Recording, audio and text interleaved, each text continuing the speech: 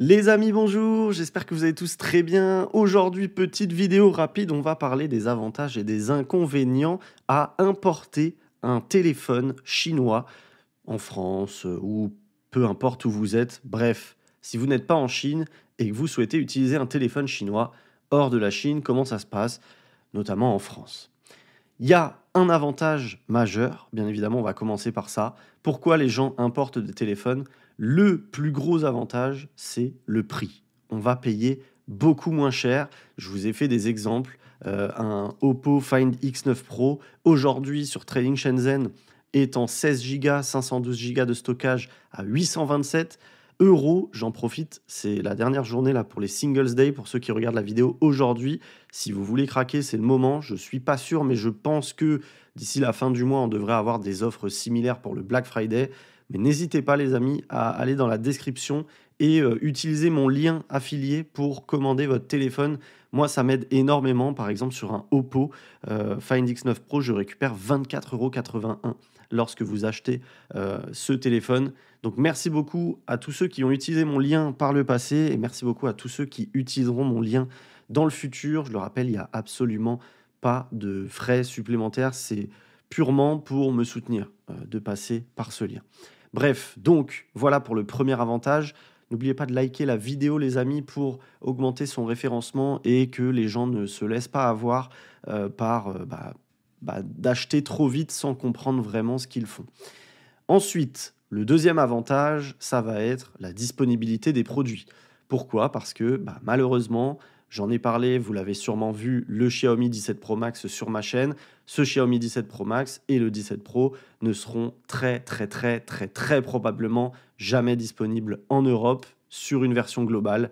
Donc vous êtes forcé de l'acheter sur une version chinoise, quoi qu'il arrive. Donc ça, c'est un autre avantage. Pourquoi? Parce que ça vous ouvre un nouveau marché avec plus de smartphones, avec des smartphones que nous ne pouvons pas avoir, nous, sur une ROM globale. Ensuite, le troisième avantage, il est assez nouveau, mais c'est un avantage voilà, qu'on commence à voir depuis que les batteries sont basculées en silicium carbone. Vous savez, c'est des énormes batteries. Par exemple, là, sur le Find X9 Pro, on a une batterie de 7500 mAh.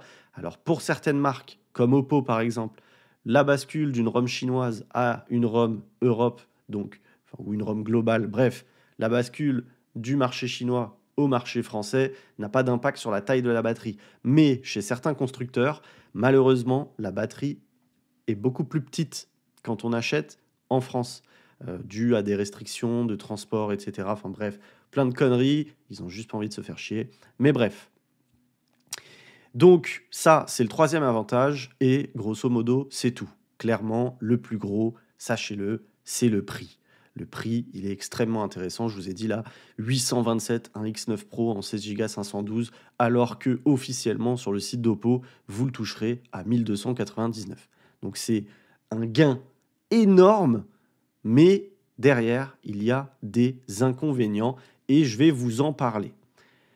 Le plus gros inconvénient, c'est, pas pour tout le monde, moi personnellement ça me dérange pas, mais c'est une importation, ce qu'on appelle une importation grise. On achète un téléphone qui n'est pas dédié au marché français et donc vous n'avez pas de garantie en France. Si vous achetez un Xiaomi, vous ne pouvez pas aller dans un Xiaomi Store à Paris et leur demander de prendre en charge votre téléphone sous garantie. Ça ne fonctionnera pas. Donc, c'est à savoir, il n'y a pas 2 ans de garantie comme en France avec 1 an de constructeur légal et 1 an de je sais plus quoi. Mais ici, vous avez que l'année constructeur et si vous voulez faire jouer la garantie, il faut le renvoyer. Là, je vais parler pour Trading Shenzhen. Il faut le renvoyer, il faut prendre contact avec Trading Shenzhen, leur expliquer votre problème et c'est eux qui prennent en charge la garantie. Et donc, il y a tout un tas de choses à prendre en compte puisque il va falloir renvoyer probablement votre téléphone en Chine, il va falloir payer pour le transport, etc. Sauf si Trading Shenzhen vous propose de réparer votre téléphone vers l'un de leurs partenaires en Pologne, en Allemagne, etc. Ils ont un réseau partenaire en Europe, mais bref, sachez-le, c'est vraiment pas super. Donc, si par le passé vous avez déjà eu besoin de faire jouer une garantie, je peux comprendre que ça puisse être un souci. Moi, personnellement, je n'ai jamais fait jouer la garantie d'un téléphone de ma vie, donc c'est pas quelque chose qui me dérange. Et je le rappelle, les amis, mais une garantie, ce n'est pas une assurance. Si vous cassez votre téléphone, vous n'allez pas l'envoyer en garantie. C'est pas pris en charge. Une garantie, c'est un téléphone qui, il y a un problème dessus dès que vous l'avez sorti de la boîte ou le problème ne vient pas de vous et c'est clair et net que le problème vient du téléphone. C'est très dur à prouver ce genre de choses parce que parce que c'est très dur à prouver. Bref, donc en France aussi, c'est une galère, hein, les amis, je préfère vous le dire. Mais bon. Autre point noir, j'en ai parlé dans ma vidéo, d'ailleurs je vous invite à aller la voir. Je vous mets un petit signet ici pour aller la voir. N'achetez pas n'importe quel téléphone chinois. Pourquoi? Parce que les téléphones chinois n'ont pas la même compatibilité de bande réseau que nous. Et donc, certaines bandes sur certains modèles peuvent manquer. Qu'est-ce que ça veut dire? Ça veut dire que potentiellement, parfois, vous allez avoir du mal à capter la 4G. Et ça peut être un très gros point noir. Moi, j'en ai déjà parlé, je ne recommande pas un téléphone qui n'a pas toutes les bandes disponibles dans votre pays. Donc, sur Trading Shenzhen, vous verrez, vous avez un compatibility check. Vous mettez votre pays, votre opérateur, et il va vous mettre des petits tics verts. Si tout est vert, vous pouvez y aller, c'est bon, tout est compatible, vous n'aurez pas de soucis, pas de limitation réseau, tout va bien. Mais si vous avez la moindre croix rouge, je ne vous recommande pas. Après, à vos risques, il y a des gens qui disent que c'est pas très grave, blablabla. Je ne fais pas partie de ces gens-là. Je préfère ne pas vous recommander l'achat d'un téléphone qui n'a pas toutes les bandes sur votre réseau, tout simplement. Ensuite, au niveau des incompatibilités, on va avoir les montres qui tournent sur Wear OS. Donc, par exemple, une Galaxy Watch ne fonctionnera pas. Une Pixel Watch ne fonctionnera pas. Bref, j'ai pas toutes les marques, je vais pas toutes les citer, mais toutes les montres qui tournent sur Wear OS ne fonctionneront pas. Les montres qui ne tournent pas sur Wear OS, genre les Garmin, les Huawei, etc., tout va bien, ça fonctionnera, pas de souci. Ensuite, nativement, il n'y a pas Google Circle to Search et OK Google et Gemini. Voilà, j'ai activé la télé. Donc ça, c'est à savoir, les amis, parce que du coup, il va falloir les activer manuellement. Je préfère le préciser. OK Google n'est pas activable du tout. Il n'y a aucun moyen d'activer cette option. En revanche, Gemini et Circle to Search, vous pouvez les activer. Je vous montre par exemple ici, j'ai ce magnifique Vivo X300 Pro.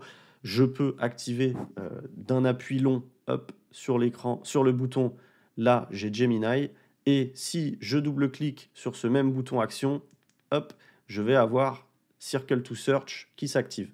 Donc ça, sachez-le, c'est vraiment pas compliqué à installer. C'est pas un gros point noir, c'est juste pas natif, donc c'est à activer manuellement. Autre chose, on a quelque chose dont personne ne parle et qui, moi, fait partie des choses qui me manquent un peu, malgré tout, c'est la compatibilité QuickShare. QuickShare, vous le savez sûrement, c'est ce qui vous permet de transférer des photos et des vidéos d'un téléphone à l'autre hyper rapidement, sans fil. Ça, ce n'est pas compatible et il n'y a pas moyen de l'installer. Ça ne fonctionnera pas. Donc, vous devrez passer par des solutions tiers ou votre Drive. Moi, c'est ce que je fais aujourd'hui. J'upload les vidéos sur mon Drive et je les récupère ailleurs. C'est tout aussi bien, mais je suis habitué à la fonction QuickShare, donc ça me manque un peu malgré tout.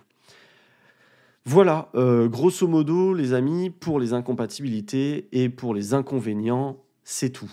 La dernière, ça va être les notifications, mais ce n'est pas vraiment un inconvénient, c'est juste que pour avoir toutes vos notifications, il faut passer par un process qui est assez chronophage, c'est-à-dire que vous allez devoir aller sur toutes les applications une à une, dans les paramètres de l'application, dans la section paramètres de votre téléphone, et activer le démarrage auto, retirer le battery saving de l'application qui est activé par défaut et activer les notifications une par une dans les applications.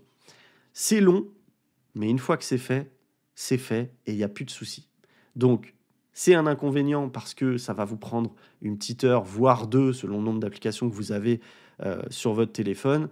Mais une fois que c'est fait, c'est fait. Donc, Je dis que c'est un inconvénient, mais c'est plus une chose à savoir. Parce qu'aujourd'hui, il y a beaucoup de gens qui ont le problème, qui ont acheté des téléphones sur des ROM chinoises et qui sont persuadés qu'ils ne peuvent pas recevoir leurs notifications, qu'elles arrivent en retard ou qu'elles n'arrivent pas du tout. C'est faux, rassurez-vous. Je vous ai fait des tutos express sur le Xiaomi 17 Pro Max et sur ce Vivo X300 Pro pour vous expliquer comment les activer. J'essaierai de vous refaire un tuto sur un short juste pour vous remontrer et que je puisse vous l'envoyer par commentaire quand vous me posez la question, histoire de ne pas vous rediriger vers une vidéo qui dure 20 minutes alors que vous cherchez quelque chose qui dure 30 secondes.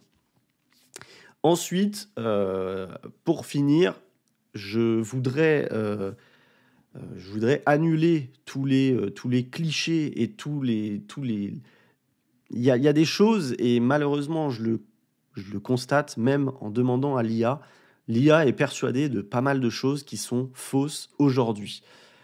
Voilà, j'ai demandé par exemple à Gemini et il m'assure que le paiement sans contact ne fonctionnera pas. Aujourd'hui, les paiements sans contact fonctionnent. Il n'y a aucun souci. Google Pay, maintenant Google Wallet, fonctionne très bien. Je n'ai aucun souci et je vous assure que vous n'aurez aucun souci avec l'appli Google Wallet. Autre chose, les applications bancaires, c'est une question qui revient tout le temps. Des nombreuses applications de banque refuseront de se lancer. C'est faux. Toutes les applications de banque se lancent sans souci. L'appareil n'est pas détecté comme non sécurisé. C'est faux. Voilà, encore une fois.